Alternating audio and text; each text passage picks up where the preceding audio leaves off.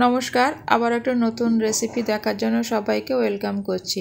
তো আমার আজকের রেসিপিটা দেখুন কত সুন্দর হয়েছে। দেখতেও যতটা সুন্দর, খেতেও তার থেকে বেশি সুন্দর। আর বানানো তো একেবারেই সোজা, যে কেউ রেসিপিটা বানিয়ে নিতে পারবেন।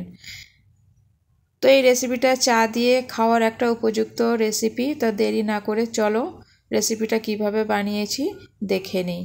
তো সবার প্রথমে এখানে একটা ডিম নিয়ে নিয়েছি। ডিম নিয়ে আমি ডিমের কুসুমটা আলাদা করে নিয়েছি। এবার তার মধ্যে দিয়ে দেব জল, আর ডিমের সাদা অংশটা আমি নেব না। জল দিয়ে ভালো করে আমি ডিম আর জলটা ভালো করে মিক্সড করে নেব। তো আমার ডিম আর জলটা ভালো করে মিক্সড করা হয়ে গেছে। এবারে এক সাইডে আমি এটা রেখে দেব। একটা পাত্র নিয়ে নিয়েছি, দিয়ে দেব তার ভিতরে 1 কাপ ময়দা। আপনারা এটা আটা দিয়েও করতে পারেন। দিয়ে দেব স্বাদ মতো লবণ, দিয়ে ভালো করে এটা মাখিয়ে নেব। এটা মাখানো আমার হয়ে গেছে। এবারে আমি এখানে 3 চামচ ঘি দিয়ে দেব। আপনারা চাইলে এখানে সাদা তেলটাও ইউজ করতে পারেন। ঘিটা দিয়ে ভালো করে আমি চটকে চটকে এটা একটু মাখিয়ে নেব। একটু ভালো করে এটা মাখাতে হবে। তারপর ময়দাটা মাখা হয়ে গেছে। এবারে যে ডিমের মিশ্রণটা রেখে দিয়েছিলাম সেটা আমি অল্প অল্প করে দিয়ে আমি একটা ডো বানিয়ে নেব।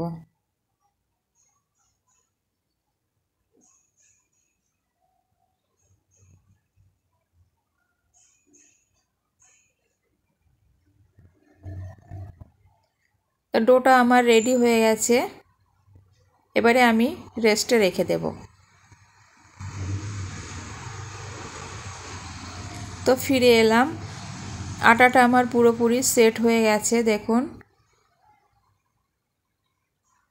এবারে যেটা করব, এই আটাটা ডোটা দিয়ে আমি একটা বড় রুটি বানিয়ে নেব। তো কিছুটা পরিমাণে ময়দা ছড়িয়ে দিলাম, দিয়ে আমি এবার একটা রুটি বেলে নেব। রুটিটা আমার বেলা হয়ে গেছে। এবারে আবারও কিছুটা ময়দা ছড়িয়ে দিলাম, দিয়ে আমি ফোল্ড করে নেব। দুই সাইডটা আমি ফোল্ড করে নিলাম, নিয়ে আবারও কিছুটা ময়দা ছড়িয়ে দেব, দিয়ে আবারও ফোল্ড করে আমি রেস্টে রেখে দেবো ঢেকে।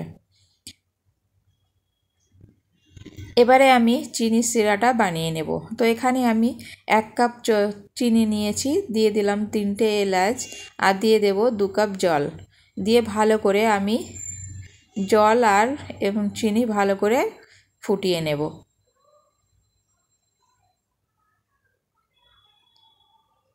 তো জল আর চিনিটা আমার ভালোভাবে ফুটে গেছে।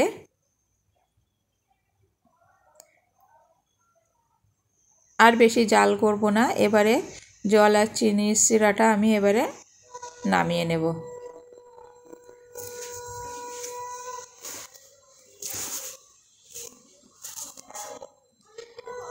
এবারে যেটা করব, যে আমি আটাটা রেস্টে রেখেছিলাম সেটা এবারে একটা বড় আকারে রুটি আমি বানিয়ে নেব।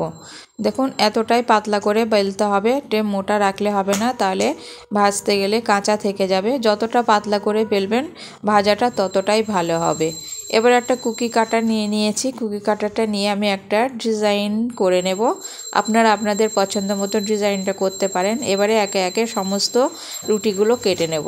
তা রুটিগুলো সব কাটা হয়ে গেছে। এবারে একটা একটা করে আমি ফুলের শেপটা করে নেব।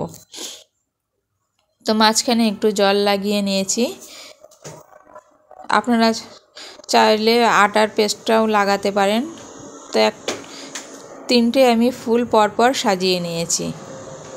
এবারে যেটা করতে হবে, মাঝখান দিয়ে আমি ভাঁজ করে দিয়ে ঠিক মাঝ বরাবর একটু জল লাগিয়ে নেব, নিয়ে আঙুল দিয়ে ভালো করে চেপে দেব, যাতে ফুলটা খুলে না যায় ভাজার সময়।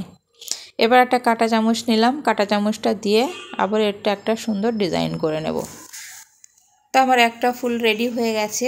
এবার একে একে সমস্ত ফুলগুলো আমি তৈরি করে নেব। এবারে ফুলগুলো আমি ভেজে নেব। তেলটা আমার হালকা গরম হয়েছে। ফুলটা ভাজার জন্য আমি এবারে কি করব, ফুলটা যাতে খুলে না যায় একটা কাঠি দিয়ে মাঝখানে আমি ফুটিয়ে দেব, দিয়ে ফুলটা ভেজে নেব।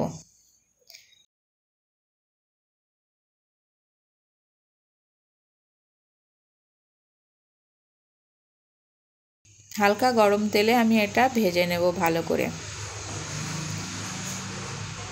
বেশি তাড়াহুড়ো করলে হবে না, তাহলে ভিতরে কাঁচা থেকে যাবে, খেতে ভালো লাগবে না আর ফুলটা ফুলবে না।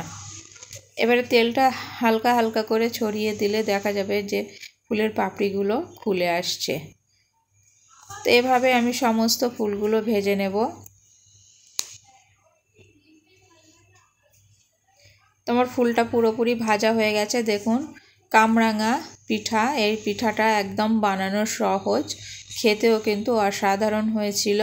তো এইভাবে একবার হলেও বাড়িতে আপনারা ট্রাই করে দেখতে পারেন। একদম সহজ একটা রেসিপি, চায়ের সঙ্গে কিংবা অতিথি আপ্যায়নে এই রেসিপিটা আপনারা বানিয়ে দিতে পারেন। তা আমার সমস্ত ফুলগুলো আমি এবারে ভেজে উঠিয়ে নেব।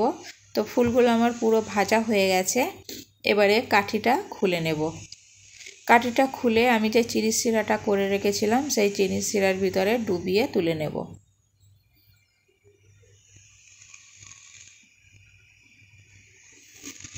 তো একটা একটা করে আমি ফুলগুলো চিনি শিরাতে ডুবিয়ে তুলে নেব, নিয়ে তারপরে পরিবেশন করে আপনাদেরকে দেখাচ্ছি।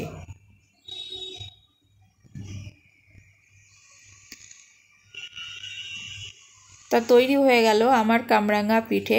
দেখতেও যতটা সুন্দর, খেতে কিন্তু তার থেকেও বেশি সুন্দর, আর বানানো তো একেবারে সোজা।